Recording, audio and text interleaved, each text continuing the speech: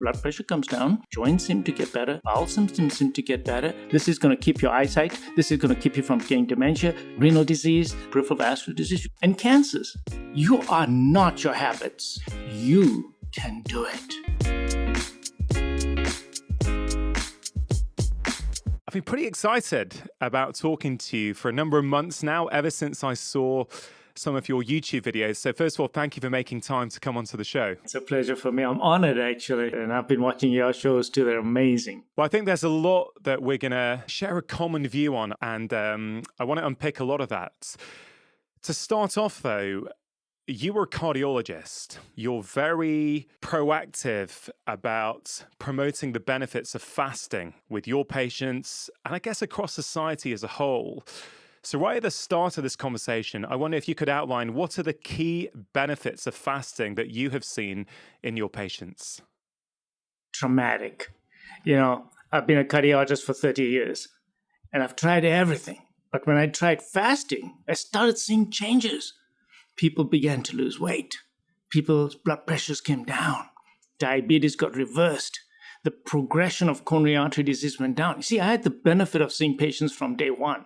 So I saw that they were having a second angioplasty, another heart attack in 2 years, 5 years. I saw the numbers going down on those whom I was able to get them to lose weight through a fasting program. And I tried lots of diet programs.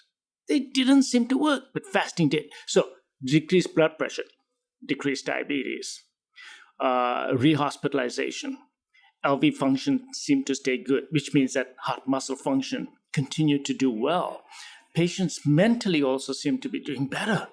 So fasting gave me not just this benefit, but a lot more. Also, my patients didn't end up in the hospital with fractures or falls, and they had stronger muscles, and mentally they were better.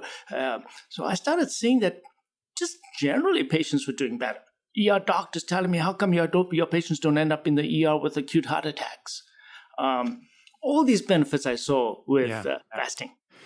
With all these, quite different benefits that you've just outlined for us, why is it, do you think, that very few medical doctors are promoting fasting with their patients? Of course, as you demonstrated, it has huge benefits. It's very effective. It's also kind of free of charge. So why is there such a resistance among, like our profession, to recommend this as a treatment? It's a tough sell, and it takes time. You see, you're only as good as getting into your patient's brain. Can you get in there and make them make those changes? And that's a tough one. Yeah. Because all you're doing is you're giving them the advice. There's no tools for me to give them. There's no tablets to give to them. They got to make that effort. And all I got to do is get into their brain, change the way they think. And if they get convinced that, yes, doc is telling me something that resonates inside me and I'm going to make that change, then they'll do it. So the trouble is that most of the doctors are too busy. We're actually taking care of disease processes rather than prevention. Here, we're really talking about a lifestyle change. And that's the hard part about fasting and talking to someone about fasting. Physicians find it very difficult to talk to them about that because you can just tell them that, okay, these are the benefits. That's not good enough. It takes much more than that. It's a deeper dive into the patient's lifestyle. How do you wake up in the morning? How do you feel in the morning? What are the main issues in your life? So it's not just about fasting. It's about your relationships. Who are you? What's your life all about? All that affects your diet. Because see, fasting is also about, it's much more, it's about your whole life. It's about who do you think you are? And can you empower yourself to do it? Or are you just a slave to your day-to-day routines and advertising? So to get somebody to fast, you really need to change their whole outlook on who they are. You are not your habits. You are not even your body. You are something that can change everything. There's a separate part of you besides your body, even your mind. There's a separateness. There's an awareness inside you. And if I can get into that awareness, then I can empower you.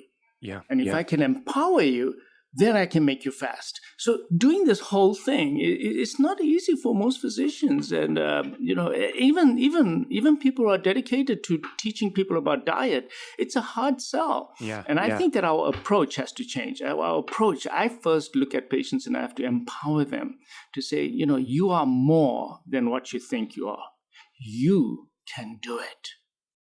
Your videos on YouTube have been going viral for a number of years now. And, I've read a lot of the comments and I've watched a lot of those videos. And I think one of the many things people deeply resonate with you and your message about is this real passion to help people and this real passion to empower people. And I want to sort of dive in there a little bit because you are, a very well-respected cardiologist. You literally go into people's hearts, you put in stents, you do all this kind of stuff.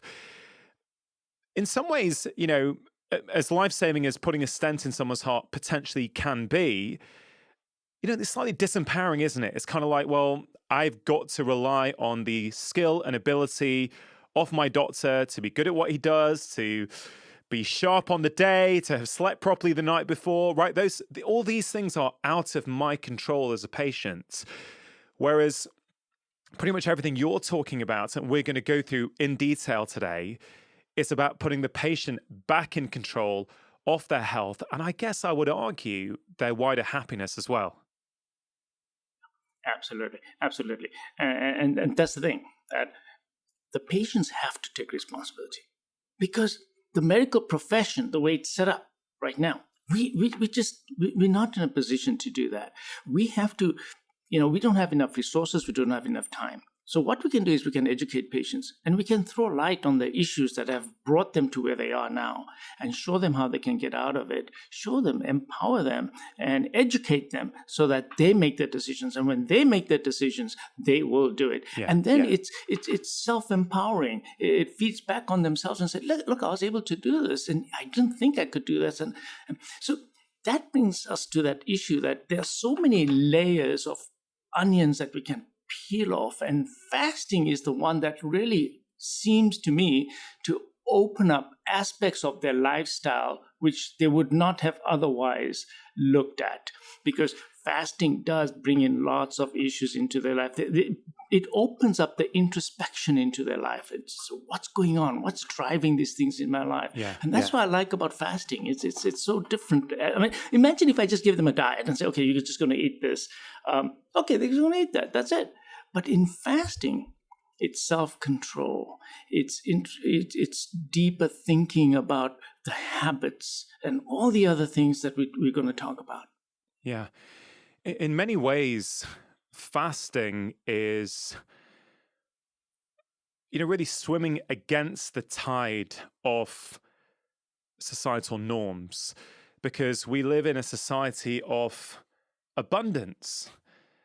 Yet fasting is self-imposed scarcity. And, we're going to talk about fasting from food and the benefits for various different disease processes, but also for promoting health and well-being. But you could take it a little step further, couldn't you? If we're going to sort of link mind and body and heart all together, well, it's not just about fasting from food, is it? It's also, we can take social media fasts, we can take alcohol fast, we can take caffeine fast. Even that term fasting, it goes far beyond just food, really, doesn't it? Absolutely. Absolutely. You have so much insight into this. You've just hit onto something very important. When we talk about our habits in fasting and our addiction really to eating and this pattern, you also talked about digital addiction. You didn't quite say it in that way, but there is digital addiction, there's alcohol addiction, there's gambling addiction, there's other forms of addictions, and sugar addiction. And all these things seem to go to that part of the brain that gives us that reward. So we're living in a society where it's all about the instant rewards. And when you prime yourself in one area, you can slip into other areas as well. And that brings up this whole addiction thing, that perhaps this pattern of eating that we've developed and this addictive pattern of eating every few hours all the time it's really an addiction. It is an addiction, and it seems to give us that instant reward, and it doesn't really matter what you're eating, but it's the fact that you're eating all the time, and we need to get out of this. So we need to really look at our whole life to say that, look, the dopamine centers are primed already from a young age. And yes, we are addicted. We're an addicted society. You know the book that I just finished reading a few months ago, Dopamine Nation, I think it's called. Yeah, fascinating insights that, you prime yourself in one area and then you'll slip into another addiction very easy. And I think that food is one of them. I'm convinced that food is one of them. You're absolutely right. It's a whole lifestyle. And I tell my patients that if you really want to come off your current eating habits, we need to look at your whole life as well. Are you addicted to alcohol? Are you addicted to caffeine? Are you addicted to sugar? Are you addicted to even digital media? Because it's just the way we're priming ourselves. And when they start looking to that, they do see insights that, oh my God, he's right. I am probably addicted to this pattern and I can't get out of it. I've read that book, Dopamine Nation. I actually spoke to Anna Lembke, who wrote that just a few weeks ago on this show. A great conversation. I agree. It's an awesome book. Many of us have heard of fasting. We've heard that various religions have used fasting for years. Many of us, depending on what culture we have grown up in, may know that our parents or our grandparents would fast from time to time. Yet, despite knowing that, certainly in our current society, many of us aren't taking that next leap. Many of us think, and I know I've heard you say before that you were a bit skeptical of fasting when you were at medical school. Many of us probably have thought in the past that, what do my grandparents know? I'm not going to fast. And what I'd love to do, because I think you do it so well, is really go through what happens in the body biochemically, physiologically, when we start fasting. Because I think for many people, they're going to need that knowledge and that science to convince them that, actually, you know what? Maybe I should give this a go. Yeah. No, absolutely. What fasting does, it allows your body to do what it was made to do. You see, we eat. Insulin comes in, puts everything into storage, so you build up some fat. And then you're supposed to live. So when you live, you now start utilizing your calories and you start burning the sugar. When that goes out after maybe about 4 hours or 5 hours, then the glycogen stores in your liver and in your muscles start breaking down, start giving you the calories that you really need to burn so you can run, do your day-to-day activities and all that. And when you run out of that by, let's say, about 18 hours or 20 hours, and then the body says, I need to start burning fat now. That's what you're supposed to do. That's why you put on fat in the first place. That's why we have fat. It's a storage. And then you start burning that fat. And therefore, you start burning that fat. So the fat comes out, comes into your liver, gets converted to some ketones perhaps. And now you're making ketones. And the ketones are being utilized for energy. And then you go for your next meal again. So the body was made to do this. It was not made to just pile on all the time. Because that results in increased fat stores, which you'll never break down. So your body was supposed to do this from the design. You're supposed to do this. So the important thing is that when you eat and you're taking calories, your insulin level obviously goes up. Why? Because insulin has to get that sugar out of the bloodstream. Blood sugar must always come down because otherwise you get damage from that high glucose level in your bloodstream. That's why we treat diabetes, right? Because the blood sugar, or the glucose rather, attaches itself to proteins, so you get glycation end products, and therefore these proteins become dysfunctional. So insulin says, I'm going to take the glucose out, put it down into the storage. First place it puts it into is the liver. When the liver stores are full, then it spills over into the pancreas. More calories come in, there's more glucose, then it goes into the muscles. And it stores everything, and from there into the skin. And that's the way it was supposed to be. But now when we continue to do that, we just keep piling it on. We never get a chance to burn it down, and we're supposed to burn it down. So the biochemistry of the body was made for feeding, fasting cycles. And this is the way the bioengineering of our body was, but we became dysfunctional because as food became more available, we just kept piling it on and on and on and on. And that's the problem that we have today. It's exactly what you said, excessive calories too frequently. So our insulin levels stay high all the time. So that's the biggest problem I found as a cardiologist. You're eating all the time, you're stimulating your insulin all the time, insulin stays high, never gets a chance to come down. And because your insulin doesn't come back down again, you're always in a storage mode. Yeah. This high insulin is the problem. We've hormonally changed because we're eating too frequently. We're not designed to eat that frequently. Insulin's supposed to go up, then come back down again. Up and back down. We stay up all the time, so your body develops, in a simple terms, insulin resistance. Now, the next time you eat, you need even more insulin because just like wearing a jacket, you first feel it, then you don't feel it. The body, when it has high levels of insulin all the time, it becomes insensitive to it. And that's what's happening. We are a hormonally modified human being now. We're becoming insulin resistant. And this insulin resistance results in higher and higher insulin levels. And that's the problem I found. And I just want to digress a little bit. And I'll tell you how I came to this. In my practice, what was happening is patients were coming in with heart attacks and hardening of the arteries and angina. And I said, okay, there must be a cause. And I looked for it. And the cholesterol, most of the time, was okay. Blood pressure was okay. They were not diabetic. And then I see all this hardening of the arteries. And I'm wondering why.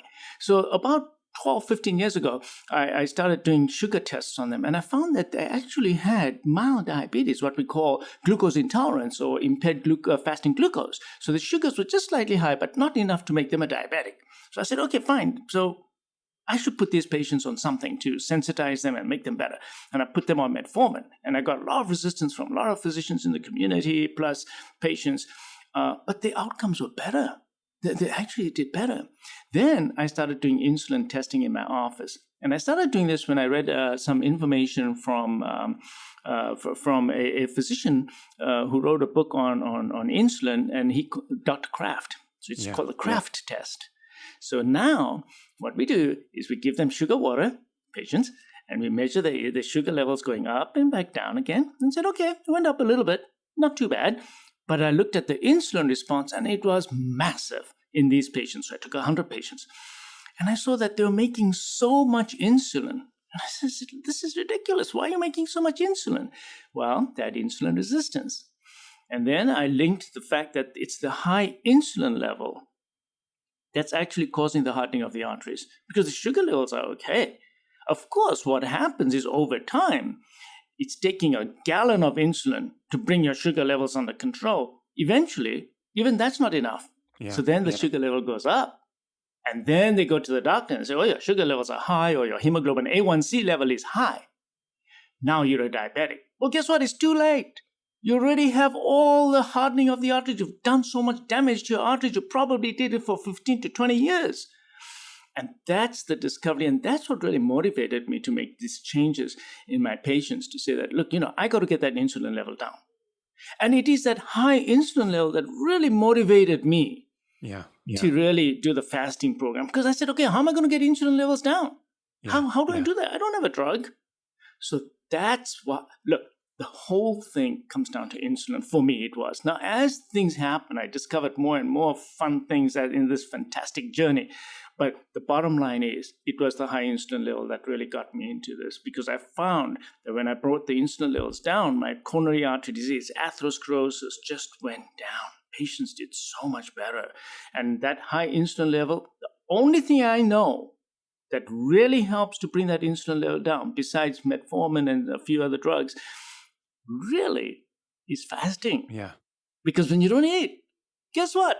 You don't make insulin. That's it. Your insulin levels plummet. And then the next time you eat, you make insulin, but a much less amount, because you're not sensitive. So this fasting, I got into it through this way. Not because I just wanted to make them reduce weight, because I just wanted to reduce blood pressure. It was really the insulin that got me into fasting.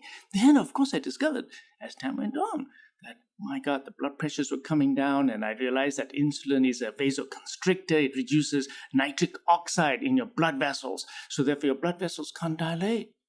Now that brings me to hypertension. That I said, oh my God, I was taught, and you were taught, that 95% of hypertension is essential. And this very word essential, there's nothing essential about hypertension. You don't need it. So should we explain to non-medical listeners what does that term essential mean? When we say essential hypertension, what do we mean by that? Which means we don't know the cause of it. It's idiopathic. Idiopathic is another word we use, which means we don't really know clearly what the cause is. It's just something that just happens. So this essential hypertension is not really essential. You don't really need it. And I found through my own experiences here that the fasting brought the blood pressures down. And I said, okay, so what's the correlation? It's insulin. I started reading more about insulin. And sure enough, when you give patients an insulin shot, the blood pressure goes up. You take them off insulin, blood pressures come down. Insulin causes nitric oxide depletion in the blood vessels. Nitric oxide, by the way, is a vasodilator. Okay? Nitric oxide is a natural endogenous product that makes your blood vessels dilate. And then when nitric oxide goes down, the vasoconstrict. This is a dynamic state that you're supposed to have. You walk into a cold room, you vasoconstrict. That means your blood vessels go down. When you go into a hot room, you vasodilate. That's a normal response. This nitric oxide is most essential in our body. It is so important for blood vessels that, in fact, there was a Nobel Prize awarded for this nitric oxide, as you know. So for the audience to realize that insulin, when it comes down, your nitric oxide production goes up, and therefore you vasodilate appropriately. Your blood vessels are not imprisoned anymore, and blood pressure started coming down. I said, this is amazing, because for the first time in my life, I felt that the patients were doing something that was actually bringing their blood pressures down. I mean, we always tell patients who have high blood pressure, okay, avoid excessive salt and go do some exercises, and those are fine, because they also can improve nitric oxide production. But this was a very powerful one. When I brought that insulin levels down on these patients through fasting, blood pressures just plummeted, and I had to actually take patients off blood pressure medications. So that's a huge thing that I found with the insulin. So fasting seemed to me the best way to really make the patient's blood pressures come down. And I found that the weights came down. And the question is, why did the weight come down? Well, insulin, in the bottom line for all your listeners, insulin just is a storage molecule. Puts everything in storage. So when the insulin levels come down, the storage padlocks are taken off. So your fat can now be mobilized. Now there's, of course, I can go into all the enzymes that are involved and the hormone-dependent lipase, et cetera, et cetera, et cetera. But the bottom line is when insulin levels come down, now your fat pads are available for metabolism. And I found that the fats just started coming off the patients. And when I would look at these patients who would do the fasting program, I'd look at them and they look great. It's not like their faces are all, the excessive skin hanging off, or they have skin hanging off their arms. No. Fasting patients seemed to lose weight in a more beautiful way. They were actually losing fat, but they were also losing the right amount of skin as well. Because you see, prior to this, I used to tell patients, okay, you're going to cut your calories to only 850 calories a day. And you're going to have 4 meals a day. Each one is going to be this much. And the patients would come back. Sure, they lost some weight. They would lose a lot, actually, sometimes. But they would look terrible. They would look absolutely terrible. Their faces, their skin, and plus they were miserable because they just they didn't feel good eating small amounts of food frequently. This advice that we gave patients previously, that, hey, cut your calories down by eating 4 small meals a day or nibble throughout the day. Totally wrong in clinical experience. They lost temporary weight. They all would put it back on again. Did it for years. I did it for 15 years and I was sick and tired of it. They would come back miserable saying, Doc, my life's miserable. I only eat this much and I just feel terrible. I'm hungry all the time. And I look at them, they even look miserable. And their skin was just... So when patients were fasting, they would come back and they were laughing. They were They were so happy. Yeah. The mood was better. And I said, no, why is this guy's mood so good? He hasn't eaten for 2 days now. And he says, Doc, my mood is better than it ever was before. I'm sleeping better as well. And he empowered himself. And I said, no, wait, this is psychological. He's just, he was able to do it, so he's feeling good about himself. He says, no, Doc, I do feel good that I was able to do it. And I'm self-empowered, but also they felt better. And then, of course, as I do the research, I see that there are many substances that are produced during fasting. And one of them is BDNF, which is a big word for brain-derived neurotrophic factor. What that really basically means is, look, when you are fasting, does nature want you to just crawl into your cave and fall asleep and just die? No, nature wants you to go out there, find your kill or your prey or your find your berries or something. So it actually makes your brain more alert, rejuvenates your brain. And you actually, now there's data to show that you can actually grow new cells as well in prolonged fasting. So what happens is that you actually become more wide-eyed and bushy-tailed. Yeah. And that's what I saw with the patients too. That they were so happy when they walked into my office. You're walking to a cardiologist's office laughing and joking. This is fantastic. So that's something. And then I found that their energy levels, they just not only felt better mentally and the mood was better, but they said that they moved around better. So I said, what does that mean? They said, well, look, my aches and pains went away. I said, come on. I said, yes, I only lost 15 pounds so far, but my joint pains are all gone. No, wait a second. Why is that? Why did the joint pains go away? You don't take off that much weight to take them off your knee. Well, there's inflammation. And I found that inflammation went down in these patients. So I said, okay, so how do I measure inflammation? So I looked at the CRP levels on these patients. And I found that the CRP is a blood test. And your audience would know that this is a test that we do to look for inflammation, microinflammation in your blood vessels. And I found that they were coming down. Now, you know how hard it was for me to bring these inflammatory markers down? I mean, we give patients statins, and that does bring down CRP. But I found that these patients who are fasting, the CRP levels came down. And perhaps a lot of the inflammation in the joints was getting better because the inflammation went down. So I said, okay, that's fine. What else are you feeling? They said, well, you know what? My stomach feels good too. So, wait a second. Come on, guys. I mean, you're fasting, and how can this be happening to you? They said, yeah, less bloating. My bowel movements are better. I'm not getting so gassy, and I don't get that fatigue after eating. I just feel so down. Of course, they're not eating, but when they do eat after the meal, they feel so much better. So they are eating after when they break the fast, but they're feeling better. Their guts are better. Their joints are better. Their minds are better. I just said, oh God, this is crazy. This is crazy. So that's what really, I got so excited about fasting, as you can tell. It is an amazing journey. Yeah, it's, what's incredible is hearing you talk about this with this incredible passion. You have seen really, really sick patients. You've been inside their body. You're obviously, there was clearly a frustration at some point that, why am I keep doing this with all these patients? They keep coming in. What else can I do? But what you're talking about with fasting, it's not giving more things to someone. Oh, you've got to add this into your life. You've got to take more medications, take more supplements, go to the gym more, right? Because most of the things we advise, we're asking them to do more, add more things in. Actually, this is very, very simple at its core. We're asking them to do less. We're saying, actually, don't cook. We'll get into the specifics, but I'm just saying, sort of 30,000-foot view is, it's kind of like, well, I'm going to save you some money. You can eat less. I'm going to save you some time. You don't have to cook. This is going to help improve your sleep, your cognitive function. It's very interesting. It's something so simple that pretty much every religion has as part of its kind of culture and tradition.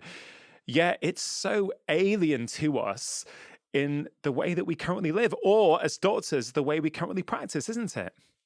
Absolutely, absolutely. And on this journey, they find out something about themselves. Yeah. And I'm telling you what they find out. They find out that they are not the hunger. They are not the craving. That they are something. I mean, I'm just going to say in first terms, I am something beyond my hunger. I'm beyond my body. I'm beyond my habits. I've suddenly realized that I am in charge. That I don't have to have breakfast. If I'm not hungry, I don't have to have breakfast. And now doc tells me that's good for me. Lunch comes around. Are you hungry? Or have you been a victim of just, it's 1:00, so I have to eat? So when the patients suddenly realize that, gosh, I don't have to eat because I'm not hungry. Of course, if you're not hungry. And now they're empowering themselves. They realize that there's another part of themselves, a real inner amness, my awareness, the real me, which is beyond my body, beyond my feelings, beyond my sensations, and I have control over it. Now, I found that seems to empower patients more because you start them out first doing this dietary stuff. Okay, learn how to just skip meals. Then all of a sudden it roller coasters and they themselves become so empowered. They say, whoa, what have you done? He says, well, doc, you told me to fast. I haven't eaten for 48 hours. I said, yeah, but I didn't tell you 48 hours. So what I'm saying is that it empowers them even more because they realize, yes, I have control. I've regained my control over my eating habits. I don't have to eat because it's 1:00 in the afternoon. I have to go downstairs to the cafeteria to eat. I don't have to do that if I'm not hungry. And when I am hungry, my ghrelin levels have gone up. They'll stay up for about an hour, doc told me, and then it'll come right back down and my hunger will be gone. So now I'm empowering myself that, yep, I can do it. I'm going to wait it out for 1 hour. I drink a glass of water. Doc told me to drink a glass of water. And yeah, sure enough, my hunger went away. I moved on. Doc told me to keep my mind busy. Go and do your chores at 1:00. Go do your shopping at 1:00 or pay your bills at 1:00 and your time will pass. And before you know it, you'll be back to work at 2:00 and you'll have no problems till the evening. So I think that self-empowering the patients this way, they're taking control and they're looking back and they're getting positive feedback. Oh yeah, I have regained control.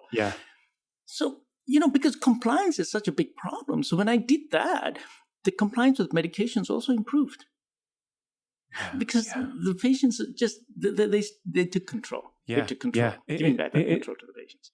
Yeah, I mean, there's so many things to kind of follow up on there. You mentioned that actually when people fast, they often get more energy and more mental clarity. And this is very alien to, as you say, how most of us have been brought up. And I think kids are still being brought up that you have to eat regularly. And I give an example from my own life, which is my son is 11 years old currently. And every Saturday morning, we try and do something called Park Run, which is a 5-kilometer run in the local town. Now, just to be clear, I am not giving anyone medical advice with their children at the moment, so this doesn't get misinterpreted. But I know my son, I know his health well, I know what he's capable of, and we run at 9:00. And my son loves food, right? He loves food. But actually, he's realized that actually he runs better and feels better when he runs at 9 if he doesn't eat. So he said, Daddy, you don't want to eat? I said, no, if you don't want to eat, that's fine. Right? Which is not what I would have been told at that age. I can tell you, it would have been, no, you're going to need to eat so you've got energy for your run. So on a Saturday morning, he gets up, let's say at 7. He'll probably have, I'll probably keep reminding him, nudging him to have 2 glasses of water. But then we'll go and do a run together at 9. Let's say 9 till 9:30. Then we nip to the supermarket, we come back. And what I've started doing with him is I say to him, hey, Jen, how do you feel now? You missed breakfast. And he'll say often, Daddy, I actually feel really good. Like I could think really clearly. So first of all, kids get this stuff, right? And I'm delighted that my son is actually showcasing some of the stuff that you are talking about at the age of 11. I tell you, I certainly was not. I was very much eat from the minute you get up, go downstairs, have your bowl of cereal, and still be eating last thing at night. Well, I remember just going to my room with big bowls of muesli and milk, and I was eating all the time. So that was one thing I wanted to say. But the second thing I wanted to talk about was what you said about I am not the hunger. And I thought that was so powerful, Dr. Jamnadas, because I think many people these days have forgotten what real hunger is. And then if they ever experience hunger, it's like, I need to eat now because I'm hungry. It's like, well, you could just sit with your hunger and see what happens. So just a couple of points there. And I'd love you to share your sort of view on that. Absolutely. Now, the experience with your son is so empowering. So he and all of us have realized that we are a hybrid engine. So you have your metabolism that's based on glucose, and everyone needs to understand that it's sugar and glucose. That is the ultimate currency that we use to produce ATP. But there's another currency in the body, and that currency is ketones. So when everything's put into storage and you've depleted the glycogen in your liver because you've been exercising now, then you need your fat stores. That's another source of energy. So when the fats kick in and your ketones start going up, you will feel different when the ketones are in your body. So that feeling of euphoria, that feeling that the patients feel empowered and your son feels so good after running on an empty stomach, of course, partly because of endorphins that are produced through exercise, which is very good. But the other product is this ketones. We all make ketones. We are supposed to make ketones. The trouble is when we eat so frequently, you turn ketones off. We must all experience some degree of ketogenesis in our life. In our day-to-day, maybe at least 2 to 3 times a week, you should become significantly ketonic. That does not really mean that you need to fast for 3 days or 4 days. No.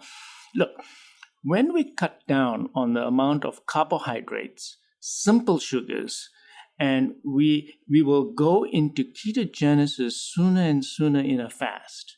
So that's adaptation. You're adapting your metabolism. If you're eating a lot of carbs and sugars all the time, then stop eating. You will start producing ketones maybe at 24, 36 hours. But if you're already on a diet that cuts out processed foods, sugars, simple starches, all the refined products, now your body will start making ketones at a much earlier stage. So maybe by about 15, 16 hours also, some people will start making substantial amounts of ketones. Now, those ketones, when they are being used in your metabolism, you will experience what your son experienced. I feel great, my exercise sounds better, my thinking's better. So it's a different chemistry you're using in your body. And I think all of us need to go into some degree of ketone production because it has multiple other benefits to be in ketone production. And in ketone production, there's a whole new biochemistry that's going on in the body, which we need. Because one is anabolic, what putting on all the time. When you're in the ketosis, now the body's cleaning up and becoming efficient. So it's another metabolism that we need to engage, and we just don't engage enough of it. And now on the fasting program is when I'm seeing that the reparative processes all kick in. Now I'm going to say this again. The reparative process in your body is kicking in at a higher level when you are doing your fasting. How do I say that? Oh, I told you, blood pressure comes down, joints seem to get better, bowel symptoms seem to get better, patients look better, but now there's data showing that these patients live longer, less cancer as well. And we know about the chemistry that is induced, which one of them is called autophagy, where the cells actually recycle all the inner parts to become more efficient. And mitochondria recycle as well, which is called mitophagy. So these autophagy and mitophagy, which is recycling your biochemistry of your cells, does not occur in a fed state. It occurs much more when you're in a fasting state. So we're supposed to have that. We're supposed to do it. That's what our life cycle was supposed to be. Yeah, it's interesting. As you speak, you remind me very much of a conversation I had with Dr. William Lee very, very recently on the podcast, who's done a lot of research into comparing food as medicine compared to drugs. And Dr. Lee talks about these defense systems that we have inside our body. He talks about these 5 defense systems, and he talks about using food as medicine to support these defense systems. And, there are things like, inflammation, the immune system, the gut microbiome, stem cells, DNA. And it's interesting, he talks about what particular foods have been shown to support those various defense processes. But also, what you're talking about is the withdrawal of food uh, at prescribed set intervals also activates these natural defense processes that the body have got. And I find that really, really fascinating that actually what we're trying to do is support the body's natural defenses. We're trying to support that body's own natural resilience that's there. If we and modern life kind of gets out of the way, we're getting in the way and actually stopping this stuff from working. But what you're talking about is let's get out of the way and we're going to naturally kick all of these kind of different systems into gear. Yeah, so right. Now, Dr. Lee, amazing. So he talks about the foods that you want to consume to bring about these beneficial changes, right? And the mechanisms are immunity, of course, and stem cells, as you mentioned, and your gut microbiome, which we know now plays a huge role in your day-to-day health. Now, fasting impacts on all of them. Yeah, exactly. After you finish your fast, and then when you have your meal, you get stem cell mobilization. So after a fast, you're getting more stem cells mobilized from your bone marrow. Now, what are stem cells? Stem cells will go into the circulation, go to the parts of the body, and they already have messages on them, tagging them where to go, what to do. The body has immense internal signals. So these stem cells go exactly and hone in exactly where they need to go and create the new cells and repair the body, because maybe those cells that were senescent died. Maybe certain organs, dysfunctional cells died, and these stem cells move in. And we know that. We know this is stem cell mobilization. It occurs with fasting. You talk about growth hormone. Growth hormone. You want to increase your growth hormone? Growth hormone, as you know, goes down after the age of 30, plummets, really goes down. Growth hormone is responsible for muscle building, and growth hormone production skyrockets when you're fasting because your body makes much more growth hormone. You more than taking shots.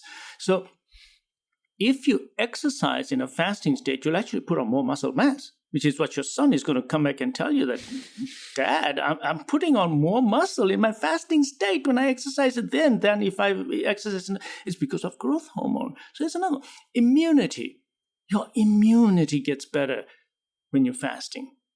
During your fast, your body is developing mechanisms to strengthen itself, and immunity does go up. And we know that certain foods will do the same thing. But there you go. Now imagine the power if we joined all this together. So eat the right foods, eat the foods to improve your immunity as well, and do the fasting as well.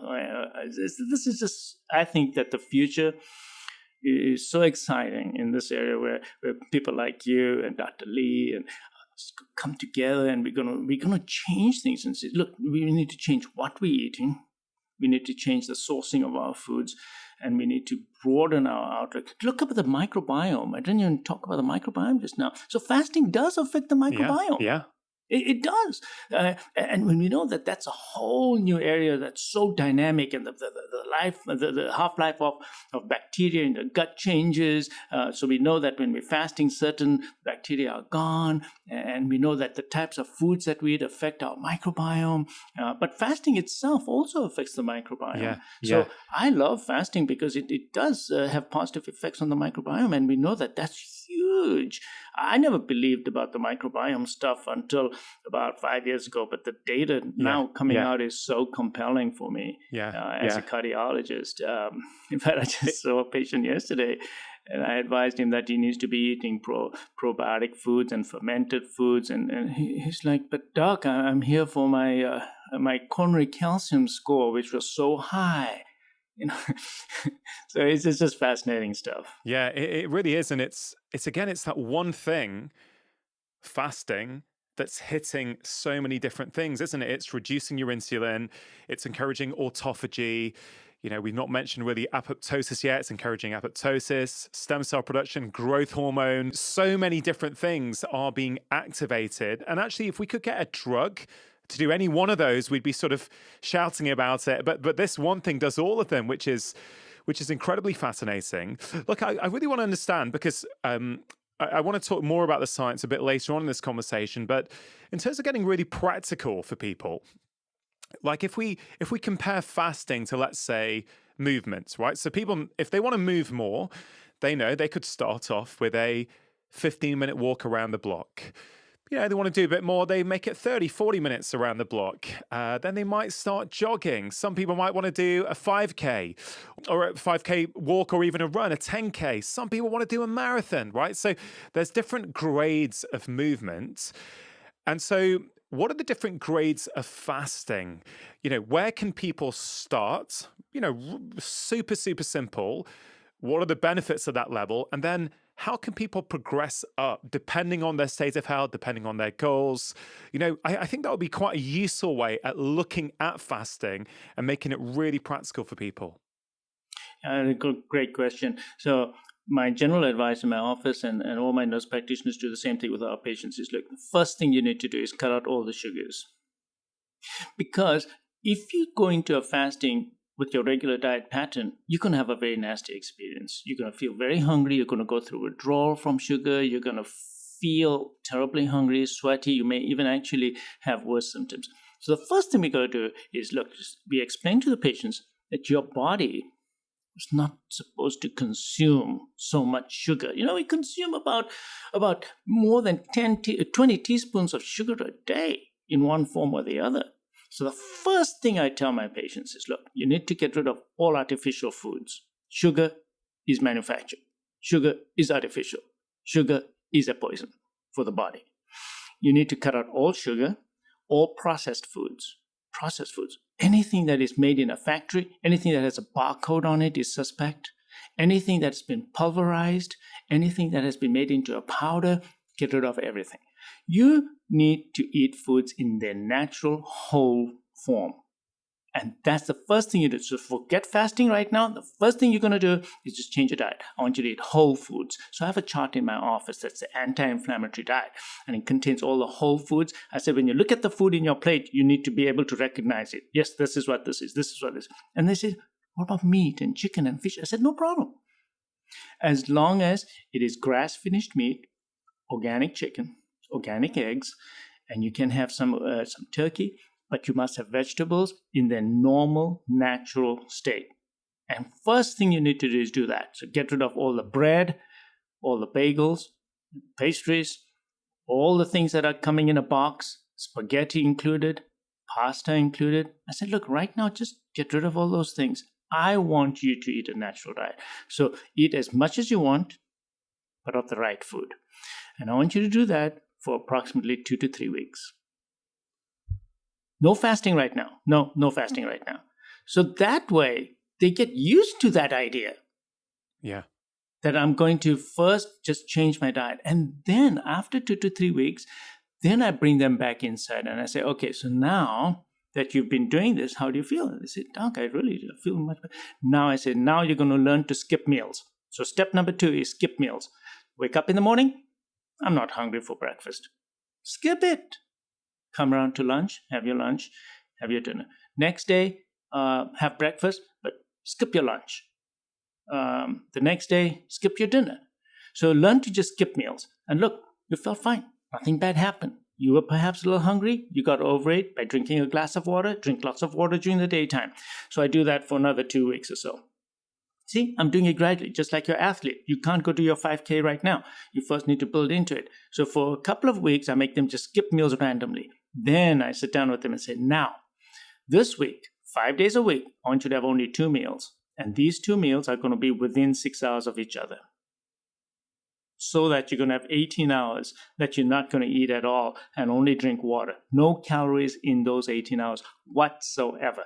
You can have water, black tea, black coffee, but no calories whatsoever. And they say, oh gosh, that's great. And they do that for about 2 weeks. So for 2 weeks, Monday to Friday, 2 meals within a 6-hour window period. So they're 18 hours, they are fasting. They do that for 2 weeks. Weekends, I let them have fun because they're with their family. So I say you can have breakfast, you can have lunch, dinner, but no snacks in between. So most you're going to have on weekends is 3 meals on the weekends. Then they do that for another 2 weeks. Then I say, okay, now is when you're really going to start your fasting. Monday, Wednesday, and Friday. I want you to skip that second meal also. Now you're only going to eat 1 meal on Monday, Wednesday, and Friday. That's it. The rest of the days, during the week, you're going to have your 2 meals. Weekends, you can still have your 3 meals. So I gradually get them into that. And most of the time, patients are able to do it this way. When I try to make them go to once a day eating or time restricted feeding within a 6-hour window from the get-go, my failure rate is much higher. So I make them do it gradually. Then they self-empower themselves. And then eventually I come to a 3-day water fast, which we can talk about. The biochemistry of that. I mean, I love that. I love chatting to fellow clinicians. I love chatting to researchers as well, I must be honest. But clinicians like yourself, you've got the real life experience, not just what does the laboratory study say, what happens in the lab. No, that you're dealing with real patients who are probably quite scared. And that sort of protocol you just took us through, just to make it really clear for people, what types of patients are you recommending this in? You're a cardiologist, of course, you practice in America. I don't know the exact differences on who gets referred to a cardiologist in America compared to here in the UK. So my guess would be that people are, sick on some level. They've either got angina already, maybe they've already got ischemic heart disease, maybe they have already had a heart attack. You're obviously seeing those kinds of patients, but then we could take it one step further, which is that we know in America, there was a recent study, wasn't there? Well, not that recent, a few years ago now, that showing that maybe over 80% of Americans are not in good metabolic health, which is really quite incredible. So I'm imagining pretty much all of your patients who come to see a cardiologist are already metabolically unhealthy, are already having a degree of insulin resistance and therefore problems with their health and well-being. So, maybe help us through that a little bit, because what I want to be really clear on, someone who feels that they're in good health, they're a decent weight, they don't have any health problems, is that the approach they should be doing as well? Or are you specifically talking about patients who are already a little bit sick? No, you're so right. No, what I'm talking about here applies to just about everybody. In fact, it's more than 80%. I think it applies to more than 90% of the patients. Now, of course, the cohort that I see in my office are patients who already have coronary artery disease or they already have had a heart attack. So those patients are kind of easy for me to convince that, hey, listen, you already had a heart attack now. You want another one? Well, you already have had 2 stents, and when you're going to get the 3rd one, so you need to do this, and I'm going to put you on this program. Okay, that's fine. But then there's another cohort of patients who come to me, and I do a coronary calcium score, and it's high. But they're asymptomatic, and they've passed their stress test. So let me just tell everybody who doesn't know about coronary calcium score, because this is so important, and I'll tell you why it's important. So it's a CT scan, low-level radiation of the heart, and it looks at the amount of calcium buildup in your coronary arteries. So it tells you already have atherosclerosis. So there's no guessing that, your cholesterol, your blood pressure, your weight, and therefore your risk of having a heart attack in the next 10 years is such and such. It's plug you into a formula. No, this is, do you have the disease? Yes or no? Do the scan. Yes, you have disease. Do the stress test. Pass my stress test. Why? Why did I pass my stress test when I have calcium in my arteries? Well, you passed the stress test because your blockage in your artery caused by the calcium is less than 70%. Because it takes a blockage more than 70% to reduce the blood flow in it. And then you may have symptoms, or you may fail your stress test. Can we just back it up a second for people? Like, what is ischemic heart disease? What is atherosclerosis? What is a stress test? Because I think there'll be some people listening who probably may not be familiar with those terms. And I think it would be quite useful to sort of set that foundation, if you don't mind. Yeah, they're very important. So atherosclerosis is the buildup of plaque in the walls of the arteries, and they occur everywhere, in your neck, in your brain, in your legs, but most importantly in your heart. So when the walls of the arteries develop calcium in them, it's atherosclerosis. You cannot get atherosclerosis without calcium. Actually, you can, but very little. Most of the time, there's a lot of calcium with it. So the calcium is a surrogate for the plaque buildup in the walls of the arteries. And that calcium buildup, the atherosclerosis, can cause 2 problems. It can narrow your artery down on the inside, so the pipe becomes narrowed, and therefore that causes ischemic heart disease. Ischemic heart disease, lack of circulation, lack of blood flow going down that artery. Therefore, the muscle is deprived of blood, and the patient may experience pressure, tightness, heaviness in the chest, particularly on exertion. That's called angina. So angina, chest pain, is because of lack of circulation due to the plaque, which is picked up by the calcium and a positive stress test. Now, a positive stress test is where you exercise or we use chemicals to simulate an exercise, and it can tell us the consequences of the blockage. Is my blockage more than 70% or less than 70%? If it is more than 70, it may reduce the blood flow in the muscle, and we'll pick that up on the stress test. The stress test can be a nuclear stress test or an EKG stress test. But now, if your blockage is more than 70, you are more likely to experience chest pain and the effects of the lack of circulation in the heart muscle. And depending on the location of that blockage and how much muscle is getting the effects of the lack of circulation, your cardiologist may opt to either put you on medicines, or if you're having very bad symptoms, maybe even put a stent inside, which we can talk about. But what I really want to stress here is that you can have a blockage, atherosclerotic, calcium-laden blockage that is less than 70%. You pass your stress test.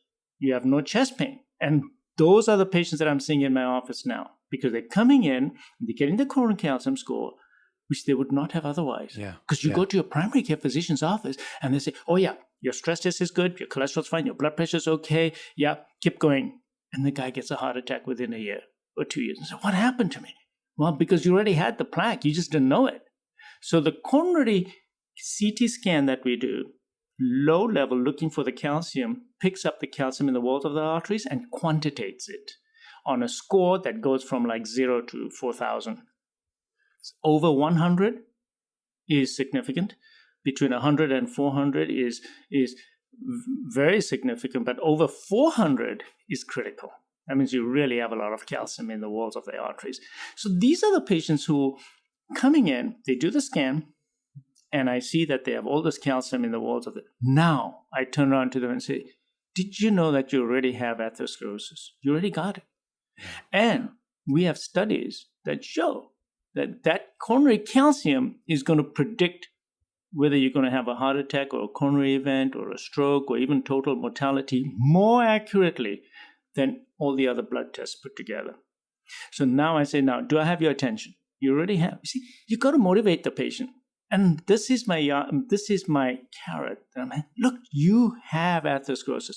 Now I want you to do my program. Now I'm going to look for some parameters on your blood test. I'm going to see what's causing this calcium buildup. And the patient said, but I'm fine. I said, yeah, but you didn't just build this up. Something is making your coronary calcium build up. So let's find out what it is. So I do a Kraft test. I do a full physical examination. I'll do tests, advanced lipid panel. These are tests that I do in the office to see. And then I might even inquire into their gastrointestinal health. I'll do a whole evaluation to see why this patient's building up this atherosclerosis. And part of the treatment program is going to be my fasting program, which I think is the number one program for this. So those patients are very happily motivated because I show them the coronary calcium score. I said, look at your picture. This is it. Check it out. You got this calcium. Another group of patients, they come in, the 80% that you're referring to have metabolic syndrome. So for the sake of the audience, I'm just going to tell everyone what metabolic syndrome is. Thank you. This is a derangement of your metabolism.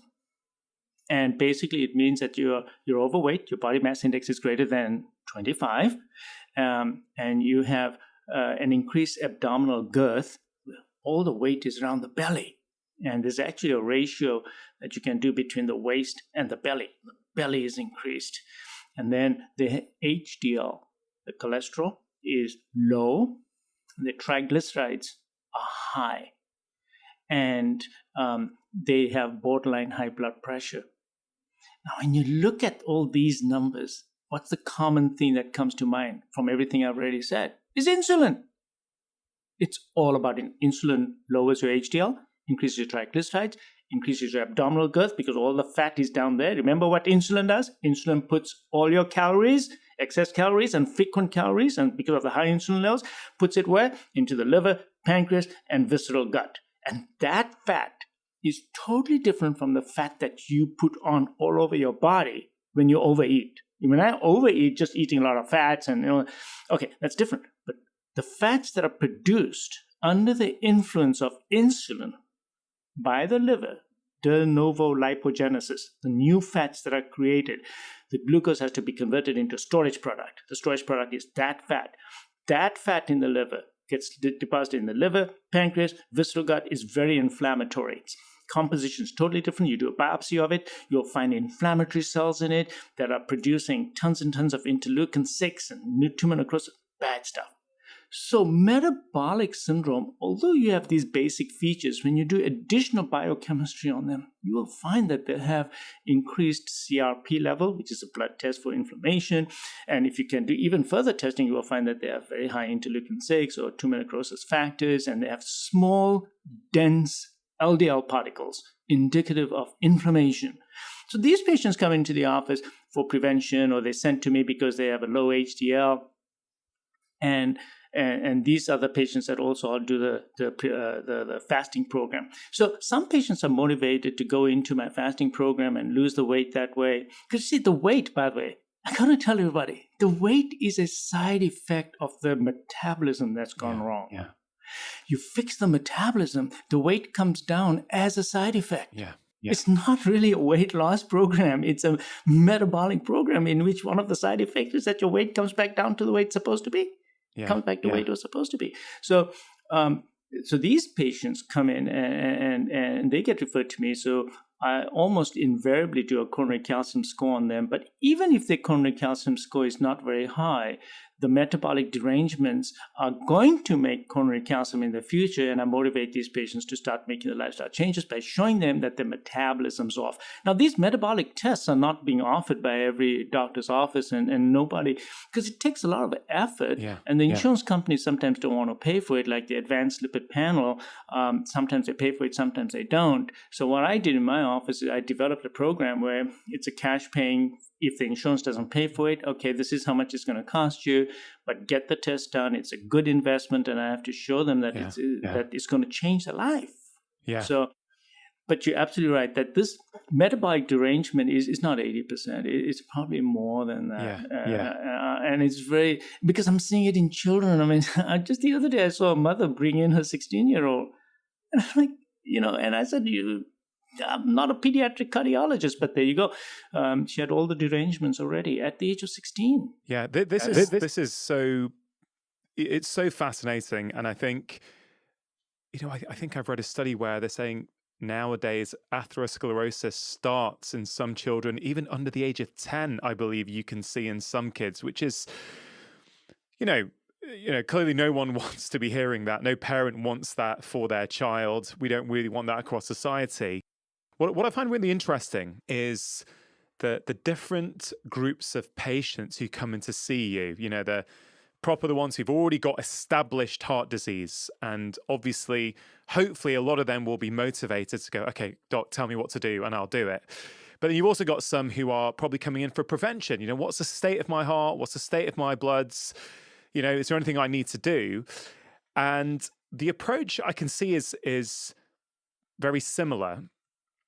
But you also, you're sort of encouraging them to go all out and cut out all of the highly processed foods. You're saying all breads, all pastas, which for many people is very difficult. Now, some people in the UK at least would call that quite extreme. Okay.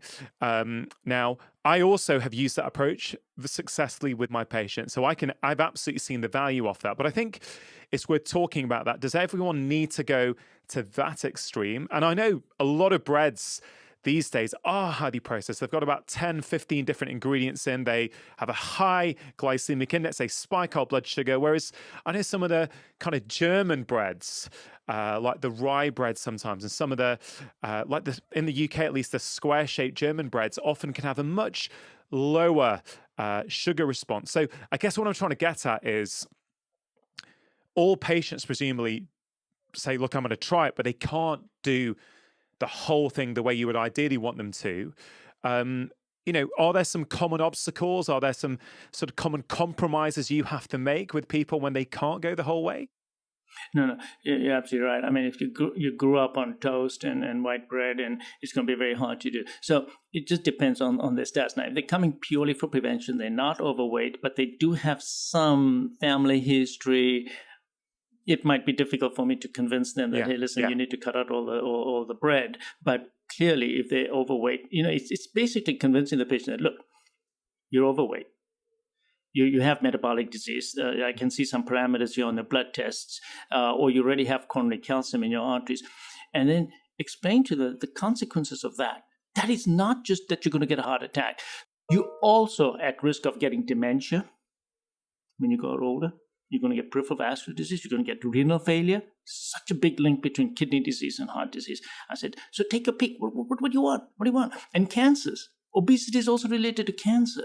So sitting down and between myself and my staff, explaining to the patients that, hey, listen, this is not just about your heart. This is also about your whole life. This is really a holistic approach. This is going to affect everything. This is going to affect the way you're going to retire and what your retirement going to be like. And are you going to be aware of your own retirement and you'll be able to think? Because Alzheimer's is going off the roof too. I mean, we have a huge increase in the amount of dementia that's going on. And I'm one of those who believes that much of that is also vascular. It's all vascular. I think everything you're as old as your arteries, So what's your arterial age? Let's look at that. And so I think that making these dietary changes and cutting out the bread, yes, you're absolutely right. It's a difficult one to sell. But at least even if they cut down or move to pumpernickel bread or even sourdough bread is better because at least it has some benefit on the microbiome. But at least make some compromises and start. At least do something. And I think that's the key thing is motivating the patient to think more long-term also and not just think coronary artery disease. Everything that I tell the patients to do for their heart, I tell them straight up front. This is going to keep your eyesight. This is going to keep you from getting dementia, your renal disease. This is going to help you from hopefully also decrease your risk of cancer, joint disease, back problems. I mean, name it. It really has so many ramifications. So again, it comes down to what we said right in the beginning of this talk, that we have to motivate the patient. I need to get into your brain, make a change in you so that you know that this is the right thing to do, and then it resonates with you. Yes, this is right. And then see the practical results of it. And it's a slow process, gradual process, but we've done this. We've gotten patients off blood pressure medication, we've got them off insulin. The biggest achievements I've had in the last few years now is getting patients off insulin. And it makes me feel so good when I do that. And all through this program, they come in and they're already taking 25 units of insulin twice a day. And now they're on nothing. And their A1Cs are so good. Yeah. You love it, and I bet the patients love it as well, don't they? Gosh, coming off insulin, coming off blood pressure medications, coming off cholesterol medication. Do you know how many patients walk into my office and they're on tons of statins, and I do a coronary study on them, and the score is zero. Score is zero. They have no coronary calcium, and they're taking all these statins, and they're hobbling around with all these muscle aches and pains, and I'll just stop the statin. So that's another thing, empowering patients to know that, there's no one treatment for all. That, yes, your cholesterol level is a little high, and therefore you have to be on a statin. I try to individualize the treatment for the patients based on what's it doing to your body. You have a decent advanced lipid panel, and we can make some dietary changes here so that you don't get any more coronary calcium, but you don't have to be on a statin. Empowering the patients to do that as well. Thinking about your approach, because I've been using similar approaches with my patients for a number of years now, and I think we see a different subset because I'm a general practitioner and you're a cardiologist. Of course, there's a huge crossover given how common type 2 diabetes is, how common metabolic syndrome is. But it's interesting. So you go, before you approach any form of fasting, you have a 3-week period where you in inverted commas, try and clean up the diets. You try and reduce the processed foods that they're going to consume, increase the whole natural foods, which is just going to put them in a much better state for when you then bring in your 18-hour fast. So which is really interesting. I take quite a softly approach, I guess. I always start with a 12-hour fast, which some people wouldn't even call a fast. But I think pretty much every human being should be able to go for 12 hours and every 24 hours without eating food. And if you can't currently, that's okay. But it would indicate that you are, you have some sort of dysfunction, some metabolic dysfunction somewhere. Otherwise, you would be able to. Because some people, say, I really struggle with that. And I say, okay, it doesn't mean that that's not a good thing for you. It just means at the moment, your biochemistry and physiology is not able to support that. So let's work on that and get you to a point where you can. And then, for the right patient, I also increase it up gradually. So I find that super interesting as kind of just to notice a difference, because there's no right or wrong, is there? There's just, we're all trying to empower our patients, and we're all kind of biased, I guess, by our own experiences as to what we have found working with patients. So I found that really interesting. Also, are most of your patients men? And the reason I ask that is because, of course, heart disease, we hear a lot about killing men. Of course, it affects women as well. But also there is this question mark that many people have over fasting as, okay, it kind of works for men, but maybe it's not so good for women. I have my own view on that, but I wonder if you could share some of your thoughts on that. Yeah. So the first part was 12 hours versus 18 hours. There's two things that I'm concerned about when patients start fasting. One is the withdrawal. And I think that withdrawal it comes in two shapes. There's mental withdrawal, that is, I'm a Pavlovian reflex. I have to eat at 8 o'clock in the morning. I've done that for so many years. The other one is a true biochemical addiction at the level of the brain. So that really concerns me. That's why I do this period to come in, because that gets them rid of the addiction. Because I think addiction is a real issue. They're addicted Pavlovian wise, but they're also biochemically in the brain. And some of them really do go through withdrawal symptoms. And they say, I felt terrible. I started sweating and I had these intense cravings. And I said, God, this sounds like heroin withdrawal. And I think it's real. So that's why I do this, just skipping meals and gradually getting into it. But how long does that take? That's the question. How long does that take? And in my experience, I've been doing this, it takes 3 weeks. At the end of 3 weeks, I can pretty confidently say that the patients have gone through their withdrawals. They're going to be now okay to take on the 18 hours. And that's why I do it that way.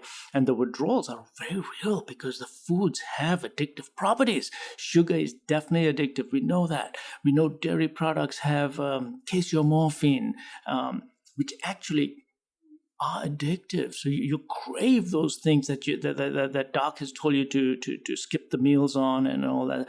But I think that after 3 weeks, they're done. And I tell patients, it's not going to be easy. For the first 3 weeks, you're going to get a lot of cravings. You need social support. You need to structure your life. You need to do your shopping during the times that you're going to be eating that meal. Otherwise, so you keep your mind busy, and you got to get your 7 hours of sleep. And so, So the withdrawal issue is very important. That's why I do this gradual stuff. And then the answer to the second part, the women, definitely, women are not exempt from CAD and heart disease. And something that applies to you and me is Asian women too. Did you know that the incidence of coronary artery disease in Indian women is actually higher than Indian men? But it's just that they don't get diagnosed. And they don't seem to complain that much. So they don't come to the doctor's office. But actually, I've seen worse coronary artery disease in Indian women in my office than in Indian men. And in Indians in general, they have far more coronary artery disease than Caucasians. So it's a huge problem. So I think that women are certainly a population that is not exempt from coronary artery disease. Now, the fasting programs in women, there are some data to suggest that they may not benefit as much as men, but overall, I think that what I've seen is that they also seem to benefit just as much. So I don't make much distinction between men and women. They come in here, I work them up the same way. I'm very aggressive with the women as well. Especially women from South Asia. When they walk in, they've got my antennas up. In fact, any South Asian that walks into my office, my antennas are up because they're what I call tofis. They're thin on the outside, they're fat on the inside, and they're metabolically very deranged. And there are specific things that I tell them about fasting and dietary recommendations for their diet. And the reasons have to do with vitamin K2 as well, which I'm finding absolutely fascinating these days. So no, I very much appreciate that perspective. Thank you, first of all, for sharing that. You're seeing lots of coronary artery disease, potentially worse in South Asian women than South Asian men. I don't think that is commonly known. I did not know that. And actually, I'm now thinking of people and women in my family. I'm thinking, right, okay, maybe instead of thinking about the men, we need to start thinking about the women as well in terms of, prevention, in terms of getting early screening done, blood tests, maybe, coronary calcium score, or, whatever might be available to people. My experience of fasting, in inverted commas, because fasting can mean so many different things to so many different people, is, I have seen some women with hormonal problems. I'm not talking about necessarily insulin hormonal problems. I'm talking more about kind of around the menopause, let's say, or estrogen, progesterone, sort of imbalance issues. I found with some women, it can be a bit challenging for fasting, and some women don't do so well. But I've also found many women who thrive on it. So I think a lot of the time I've noticed this on social media a lot, people try it doesn't work for women. It's like, well, what do you mean 100% of women all the time? It's like, and this is why I love talking to real life clinicians. It's like, well, we see that not everything works for everyone all of the time, and we have to tweak our view depending on what we see. And, when we make these kind of gross generalizations that, fasting doesn't work for women, it's like, well, we put, like, let's say there's that subsection of women who thrive on fasting. Well, they get put off. They think, it's not for me. And it's kind of like, well, there's no one size fits all in anything. And as you see enough patients, you kind of realize that there's very few, although fasting might be one of them, I guess you might argue. But do you know what I mean? I kind of feel these days we get too polarized on these things, and we just miss the kind of nuance that's actually there. No, you're absolutely right. And this is the new medicine. We're going to become more individual. Okay, why is this lady not able to enter into my fasting program? She really needs to. Her BMI is 42, and she has all this stuff going on. There may be other reasons. She may have so much stress in her life. She may have financial problems that she can't buy the right kinds of foods that I want her to buy. She may be in a very dysfunctional relationships, and that may be causing so many problems for her. She may not be sleeping at night. A simple thing. She may have undiagnosed obstructive sleep apnea, which is why during the daytime she has so much fatigue, tiredness, and she's never going to develop enough willpower to enter into my program until I get her a good night's sleep. So maybe put a CPAP on her for the time being, and then see that, now she can abide by the principles of the fasting. So, it just means looking deeper into why weren't you able to do this? There are obvious factors why you cannot. Where's your willpower? Why don't you have the willpower? Let's look into this. And we don't always find the answers to everything, but I think that looking at them overall, so the sleep apnea is a huge issue, by the way. Massive problem that I find. So oftentimes, temporarily, I do put them on a CPAP mask and say that you're going to have more energy, mental energy and clarity and less neurodysfunctional during the daytime. And therefore, you will be able to abide by the diet. But the goal is really to lose the weight so that we can get you off the CPAP eventually. Yeah. So back to the kind of therapeutic use of fasting. So you do this kind of 3-week program where they unprocess their diet. Then you put them on this kind of 18-hour fast. So they're having 2 meals a day over 6 hours. And then for 18 hours, they're not consuming anything. Sorry to interrupt. If you are enjoying this content, there's loads more just like it on my channel. So please do take a moment to press subscribe, hit the notification bell. And now back to the conversation. we must talk about any contraindications like insulin or blood sugar medications at some point, just to make sure that, people who are listening who want to try stuff, that we've covered that. But also, I want to go a bit further, because I know you have used 24-hour fasting with patients. I know you have used 3-day fasts, and you have also shared in previous conversations some very powerful statistics. One in particular, I remember on a 7-day fast, you shared a statistic, a bit of research from Boston in terms of what that does to your lifetime cancer risk. So maybe you could talk about some of these longer fasts, and then practically, how do people start going about that? Yes. So absolutely. So at all times, they are supposed to take their blood pressures twice a day. Make sure that the blood pressure is not going down because I do not stop the blood pressure medications right off the bat. So the blood pressure medication reduction will be done depending on your blood pressure readings. As far as blood sugar is concerned, if they are on oral agents, I'll continue those oral agents while they're doing the 18-hour fast periods. Even the 24-hour fast, I'll keep them on it, and I will ask them to monitor the blood sugars. Now, continuous glucose monitoring, the little devices, I only advise those on patients who are on insulin when I'm fasting them, because I want to make sure that their insulins don't drop off.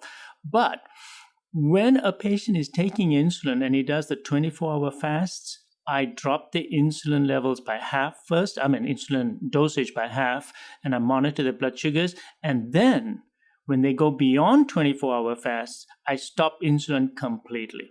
I stop it completely because I don't want them to become hypoglycemic. So oral agents, I will continue. Insulin, I will discontinue if I'm doing more than 24 hours, but I monitor the blood sugars very closely. And then that brings me to a little longer fast. Before I go to longer fast, I make them do a 36-hour fast. So I'll make them do that once a week. Once a week means that evening rolls around, skip that meal also, and then have yourself a breakfast. Treat yourself with a breakfast the next day. And that brings it to 36 hours. So I make them do at least one 36-hour fast for maybe 2 consecutive weeks. And then I'll take them to higher levels. Can I just clarify that? So the 36-hour fast, the way you have found it most beneficial for most of your patients is what you skip one evening meal to the next evening meal. When does that fasting time? I know you can do it any way you want, but what have you found to work? Can we just clarify that? Yeah. So the patients already are used to having only one meal a day. Okay. Then I'll say skip that one meal and then have the next meal when you're supposed to have them. That'll bring it to 36 hours. So for most patients these days, they're having their evening meals because it's more social. They're having it with their families.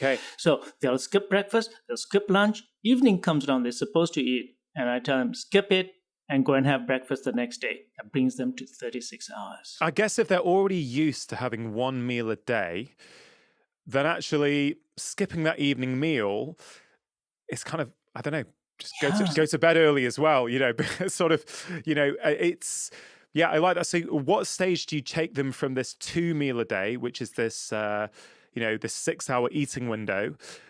You do that initially for the 18-hour fast, then you take them to 24 hours, do you, with just 1 meal a day? Is that how you do it? That's exactly how I do it. And then they're doing 1 meal a day, 5 days a week. Weekends, they're going to have 2 meals. They do that for 2 weeks. And then I say, okay, you've been doing this for 2 weeks now. You've been having only 1 meal a day. Next few weeks, 1 day a week, you're going to go to 36. And the way you're going to do it is you're going to skip that 1 meal also and then have a breakfast the next day. So that'll bring you to and I want to see how you feel. And most of them come back saying, I just missed the meal in the evening. I watched a movie and went to bed. So why am I going from 24 to 36? Because I want to get them ready for longer fasts, especially if they're tremendously overweight and they're metabolically deranged. What's the biochemical advantage between 24 and 36? By 36 hours, almost all of them will be in some degree of ketogenesis. So it's hard to know who's going to start spilling ketones at 18 hours, 24 hours, 30 or 32 hours. It's hard to know that. So when I prime them, then I'm finding that there's longer and longer periods of ketogenesis. That means they go into ketone production at 16 hours. So long as they made their dietary changes, gradually got into this, the ketogenesis phase starts a little bit sooner at about 16 hours. And the most motivated patients say that, oh, I want to know. I said, okay, if you want to know, then go to the pharmacy and pick up some keto sticks and just test your urine and tell me when you started spilling the ketones. So after 24-hour fast, almost all of them are spilling ketones. And when they're spilling ketones, I know what's going on with their physiology at that point. I know that they're getting the benefits of some degree of autophagy, growth hormone, BDNF production, and mitophagy. I know that's happening because they're spilling ketones. So spilling ketones. So that's another motivating thing. In the patient who's showing me the interest and the ones I really want them to, yes, give them the tool. Take this home. Check your ketones. That's what I find so fascinating. So by 36 hours, they're making the ketones. So they'll do that for a couple of weeks where they now went to 36-hour fasts once a week for 2 weeks. Now, at that point, depending on how motivated they feel and how well they are doing, now I'll go to more prolonged fasts. And my favorite fast is the 3-day water fast. And most of them, I'm telling you, greater than 95% of them, when they've graduated to this point where they've gradually gone and done all this, they're able to do the 3-day water fast with no difficulty whatsoever. And if they get cramps, then I tell them, okay, take a glass of water and put a pinch of salt in it and just down it and you'll feel better. But most of them don't because they've adapted themselves. If you go into a 3-day water fast too quickly, you're going to get more cramps, but more importantly, you're going to go through what is known as keto flu and you just feel terrible and achy and you just feel really bad. So I do it gradually. But I must make them go to a 3-day water fast. I use it in that case. I also use it in patients who are able to lose weight, but then they reach a plateau. So now they're weighing 230 pounds, and I want them to have more weight loss. So they've been doing this now for a month, and they said, look, doc, I just can't shed any more weight now. I've done everything you're saying, and I'll put them on a 3-day water fast. And lo and behold, they'll start losing weight again. So I use that in patients who've reached a plateau, going to the 3-day water fast. Thank you for sharing that. I think something I did want to bring up today, because I know a lot of people, and again, we're all influenced by the online world or the patients that we've seen or the online world that we inhabit. And, you know, I spoke to David Sinclair, this Harvard professor who talks about aging in a very, very profound and novel way. And you know, when I put out that episode with David, a lot of people were saying, look, asking people to skip meals is very triggering for people with eating disorders. And I know eating disorders are on the rise massively all over the world, certainly here in the UK and in America. So I think we need to be careful about that. I think it's worth me just flagging that here, that potentially this advice is not for people with eating disorders. That's a sort of separate issue. Well, I'd welcome your perspective on that. But also, you know, is it possible that we take these things to extremes? I guess there would be some people, we mentioned Anna Lemke's book before, Dopamine Nation, and that we're living in a world of addicts now. And that, you know, she mentions that the smartphone is the modern day hypodermic needle, which I thought was a very provocative way, but I actually completely agree with her of talking about it. There's health, there's physical, biochemical health, but there's also this kind of emotional health and our mental well-being. Do you think, as much as you love fasting, do you think some people, they can sort of overdo it and get so addicted to kind of that feeling of fasting and actually go to an extreme which potentially could become problematic? I think you're right. It can happen. Fortunately, I haven't seen it here with somebody. I tell them, stop now, stop. This is enough. Now you should be eating 2 meals a day. And, you know, I think that the pattern you need to settle down in is, for you, I think that 2 meals a day in a 6 or 8 hour window period may be a nice thing for you to do chronically to maintain what you've gained, the benefits that you've already gained.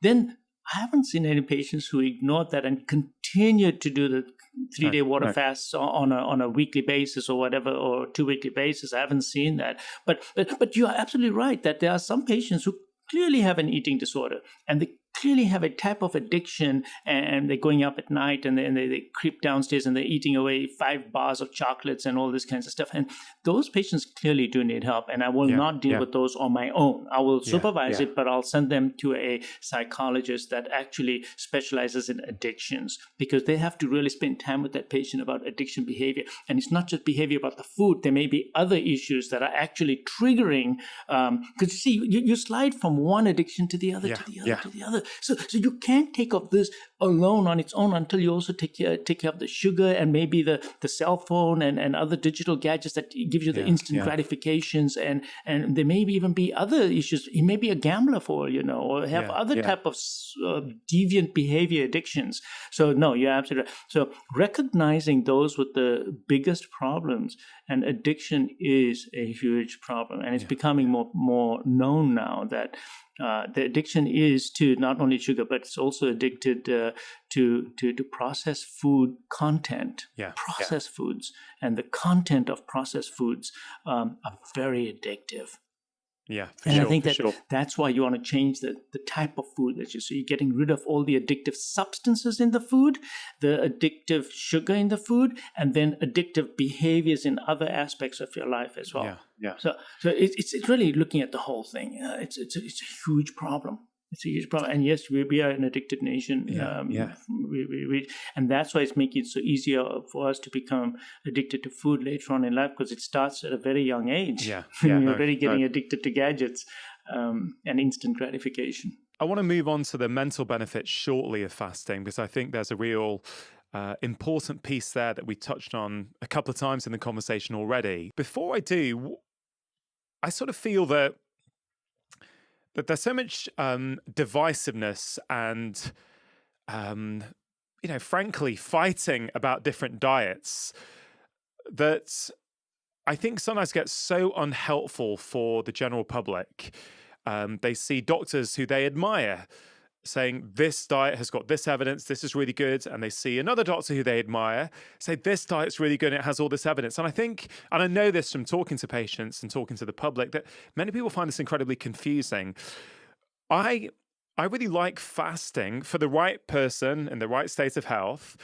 I kind of see it as the great unifier in many ways, because as long as you are metabolically able to do that fast, whether you choose to eat meat and fish or whether you choose to be vegan, if you are whole food primarily and not having much processed food at all in your diet, then you're still going to get benefits from fasting, right? Whether you're low carb or whether you're vegan. And, it's interesting, that video that you did on fasting for survival on YouTube, which has, had millions of views. I was reading through the comments just before this conversation, Dr. Jamnadas, and the top comment was really, I think, encompasses everything that you stand for. He, I think, said he was mostly plant-based, and he started off following your advice with a whole food, mostly plant-based diet. I think he started off with 18-hour fasts. He moved up to 24-hour ones. I can't quite remember. Then he moved to maybe 1 3-day one every 6 months. And he's documented his health journey over 2 years. And it is utterly remarkable that you put out a video on YouTube and you have completely empowered that guy to transform his life. So first of all, I want to acknowledge you for that. That's just one of millions of people who've seen that video and changed their lives. So that's just incredible work that you're doing. But what do you think about this concept that fasting could be the great unifier? No matter what tribe you belong to, you can still get involved with fasting and yield and reap many of those benefits. You're absolutely right. The various dietary programs that have come out have confused the public. It's confused the physicians as well. My patients come in and say that I'm following this diet, that diet, and nothing happened, and this one's too hard for me, and this one's too restrictive for me, and it doesn't fit with my lifestyle. I understand that. Fasting forgives you. Fasting, in a sense, forgives you for certain foods that you may then consume. And actually, think about it this way also. You eat that slice of bread after a fast, your insulin response is totally different in the fasting state than in a fed state. Mm, You're going to make less insulin for the same slice of bread in a fasting state. So it's, and the type of food that they consume. So when I first started out, I was years and years and years ago, I would say, oh, you got to be a vegetarian. You got to drop all meats. And being here in the United States, how many patients are going to become vegetarian, right? So, and then as the data came out and I started studying more and more, I changed. yeah, I decided that, hey, there's something wrong with this. People should be able to eat ancestral foods and what they grew up with. But the problem was processed foods. Then we take the foods and we process them, we change them, and all the additives that we put into, and the way we grow our food or way we get our meats has changed. So I said, no, this is not right. When I studied non-vegetarian diets around the world, how come there is low incidence of heart disease? There are populations that eat only meat and only drink milk and blood, or the populations that only eat starches and a lot of it, and they also live long. Yeah, What's the commonality? What was the commonality in all of them? The commonality was no processed foods, no additives, right? No sugar. So they all had simple diets. So then I came up with my own plan and I said, listen, what do you like to eat? What do you like to eat? So you want to eat red meat? Okay, then eat grass-finished meat because that will have more nutrients in it. The fats will be the right kind of fats. You will not have all those omega-6s in there. You'll have more natural fats in there. Yeah, and if you want to eat eggs, chicken, fish. So I let them do that. And I said, but you got to also introduce plants in your diet because you need the plants, not for you. Yeah, and you're going to get some water-soluble vitamins, et cetera, into your system when you eat plants and all. But it's really for your gut bacteria. So again, I had to read a lot about the microbiome to understand that the fiber is hugely important, very important. And so I tell them, eat your vegetables as well. So this is my diet plan. It's not so restricted. Just stay away from anything that your great-great-grandfather wouldn't eat, and no processed foods, anything in a packet, box, barcode. Stay away from anything made into a flour. And that's been a hard one, the flour one. Yeah. Also in South It's everywhere. Asia. It's a huge problem. I love this. I'm so enjoying speaking to you. There's a real kind of, there's just a beautiful energy. There's also this kind of real life practicalness that you know what it's like when these patients come in and you've got in your head the ideal thing, but you got to work with people and their tastes and their preferences and their culture and what they want. And I really do strongly feel that too many people these days on social media commentate. They look at the science and go, oh, this is what everyone needs to do. It's like, it's just not how it works in real life. In my experience, people are different. They've got different desires. They've got different cultures, different preferences. So I really like that. You've mentioned all the kind of physical benefits, the biochemical benefits when we have a period of not taking in food, a period of fasting. But there's also something really powerful, isn't there? Like you have touched on several times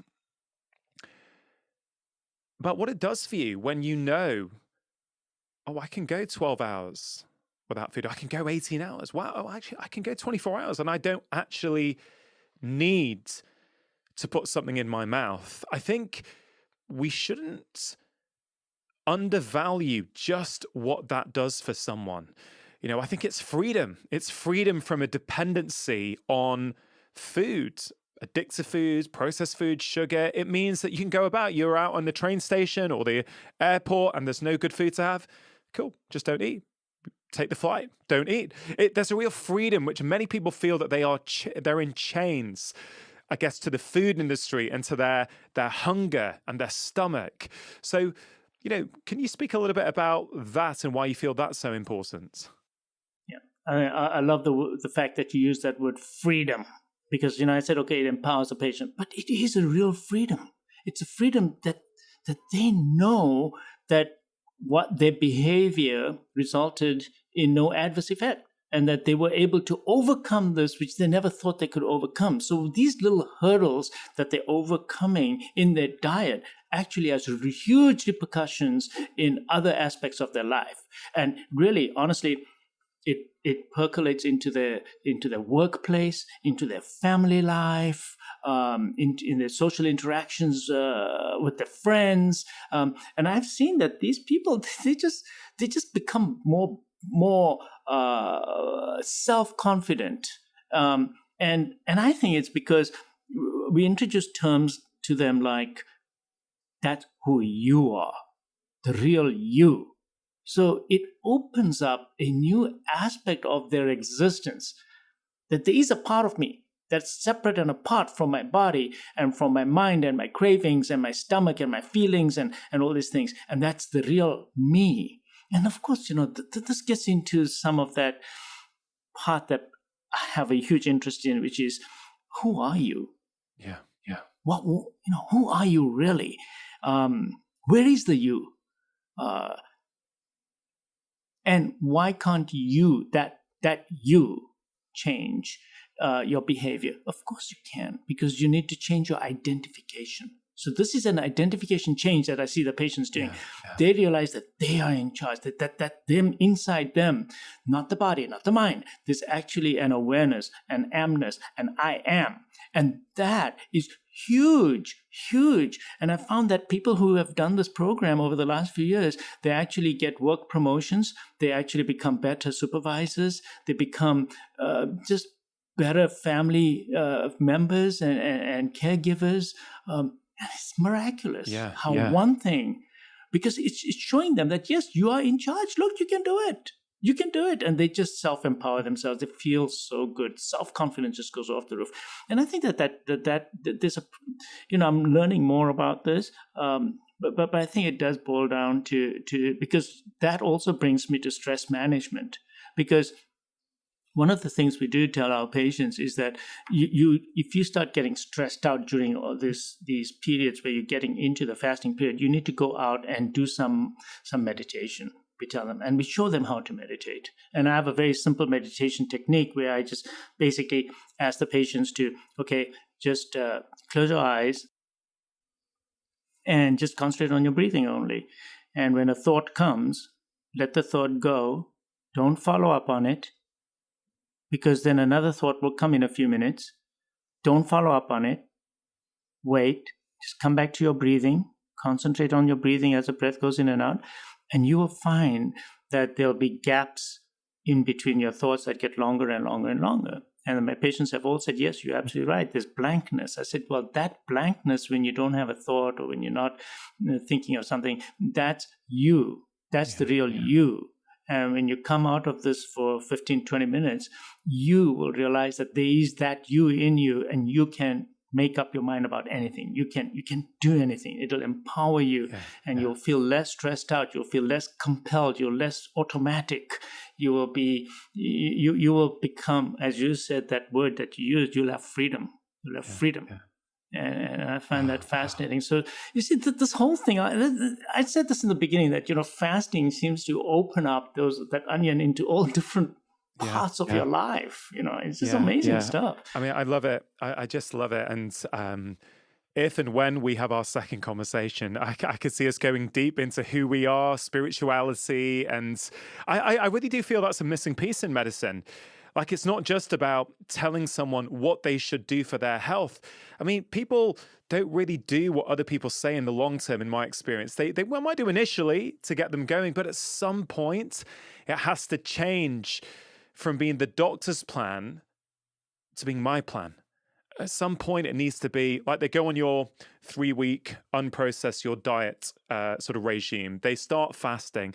At some point, maybe after a month, 2 months, 3 months, you want that self-empowerment piece where it's like, the doctor's guided me, but I know what I'm doing now. Right? I want to eat this way. I want to fast like this because I feel good when I do it. So I'm now doing it, not because he told me to, but because I want to. And I think that, I like you, I teach doctors. I always talk to them about this. This is a really important piece of the puzzle. Another thought I had is fasting is, initially at least, a difficult thing for many people to do. And we kind of know that when humans do difficult things, whether it's fasting for 24 hours when you find it hard, or whether it's completing a half marathon when, 6 months ago you couldn't walk around the block, what it does for us in terms of who we are and our self-esteem and our confidence. It's very, very powerful, isn't it? So I really love that you are bringing that up also in the context of fasting. We have to. You know that there's a huge in health. There's a huge component of your mental being and your understanding of who you are and your role in your life and the people around you. So one of my interests, and maybe we can talk about this on other occasions, is what are your relationships like, especially with your mother, because that's going to tell you how long you're going to really live. It's amazing. Or, when my patients are in the hospital, how many people come visit them after open heart surgery determines how quickly they're going to recover from open heart surgery. Same surgery. What's going on here? So we can, there's huge repercussions on how patients' health is depending on their social, and then how do they view themselves in society and their role and the hierarchy in society. And that seems to also dictate outcomes in health, irrespective of how much healthcare facilities are available to them. Yeah. So there's all these other social determinants of health that are extremely important. And I think that we don't talk about that enough. Yeah. And I think that that's something that we need to talk about, because in cardiology, besides my fasting, my other aspect is I do want to get into all that with my patients to see that, health is defined by, you basically metabolize your psychosocial being. You metabolize it into your body. So be careful about your thoughts, about who you are and how you're interacting with the world and everything that's going around you, because in an instantaneous moment, you're actually metabolizing it into physiology in your body. Yeah. Fascinating stuff. And I have lots of data on that, lots of it. Well, we are definitely going to have a second conversation, because I think we've not even scratched the surface of that. Just to finish off this conversation, Dr. Jamnadas, firstly, thank you for your time. I know you're a super busy cardiologist. This podcast is called Feel Better, Live More. When we feel better, we get more out of our lives. And I wonder if right at the end of this conversation, you could share with your decades of experience as a cardiologist, with all the patients you've seen, can you share with my listeners, with my viewers, some of your very top tips that they can think about applying into their lives immediately after this conversation finishes? Number one, eat only natural foods in its natural state. Number two, eat infrequently, only when you are hungry. Number three, sleep at least 7 hours a day. Number four, find pleasure in your life and activities so that you don't metabolize bad physiology from bad habits. So find happiness, find pleasure in your life. And if you do these four things, you'll find your health will turn around completely. Dr. Jamnadas, you're an incredible man. You're doing incredible work. Thank you for joining me on the show. I'll see you very soon. No. Thank you very much. Look forward to it. If you enjoyed that conversation with a real-life working medical doctor, I think you are really going to enjoy this one. This is probably the most effective diet that's ever been promoted on the planet. This protects our body against decay, disease, and the root causes of aging. It's not only good for you, but will make you live longer.